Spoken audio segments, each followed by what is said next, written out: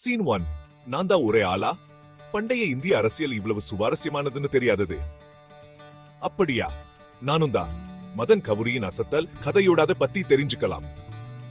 Scene 2. ஒரு காலத்துல மதன் கவுரி ஒரு பழங்கால இந்திய ராஜ்யத்தை பத்தின கதையை சொன்னாரு. கற்பனை பண்ணி பாருங்க. ஒரு ராஜாவும் அவருடைய மந்திரியும் ரகசிய ஒப்பந்தங்கள் பண்ணி எதிர்காலத்தை வடிவமைக்கிறாங்க. பக்கா ட்விஸ்ட் மாதிரி இருக்குல்ல? ஆனா இன்னும் சூப்பரா இருக்கு. கொஞ்சம் பொறுங்க. சீன் 3. இந்த பழங்கால ஒப்பந்தங்க எப்படி இன்றைய அரசியல் நடவடிக்கைகளை பிரதிபலிக்குன்னு மதன் விளக்கினார். வரலாறு திரும்ப திரும்ப நடக்கிற மாதிரி இருக்குல்ல? பழங்கால அரசியல் இவ்வளவு நமக்கு தொடர்புடையதா இருக்கும்னு யாருக்கு தெரியும்? தன்னோட ஆராய்ச்சி மூலமா மதன் நம்ம கடந்த காலத்துக்கும் நிகழ்காலத்துக்கும் இடையே உள்ள தொடர்பை காட்டுறார். வரலாற்றிலிருந்து நான் என்ன கத்துக்கலாம்னு சொல்லி தர்றார்.